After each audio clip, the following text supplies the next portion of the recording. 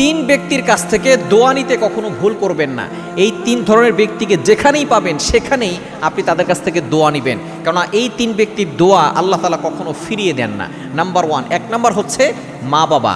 কেননা মা বাবা যখনই কোনো সন্তানের জন্য দোয়া করে সাথে সাথে আল্লাহ পাক রব্বুল আলামিন সেই দোয়াটা অ্যাকসেপ্ট করে নেন, কবুল করে নেন। আমরা অনেকেই সেই মায়ের সাথে খারাপ ব্যবহার করি, বাবার সাথে আমরা অনেকেই বাজে ব্যবহার করি, এটা কখনো করবেন না। মা বাবা হচ্ছে দামি সম্পদ। মায়ের দোয়ায় অনেক সন্তানের জীবন পরিবর্তন হয়ে গিয়েছে। মায়ের দোয়ায় আপনার জীবন পরিবর্তন হতে পারে। এজন্য মায়ের কাছ থেকে বাবার কাছ থেকে সবসময় দোয়া নেওয়ার চেষ্টা করবেন, কেননা তাদের দোয়া কখনো ফিরে দেওয়া হয় না। যখনই মা দোয়া করে সাথে সাথে এই দোয়াটা আরশে আজিমে গিয়ে নক করেন আর আল্লাহ তাআলা সেটা কবুল করে নেন। নাম্বার টু, দ্বিতীয় নাম্বার হচ্ছে মুসাফির ব্যক্তি।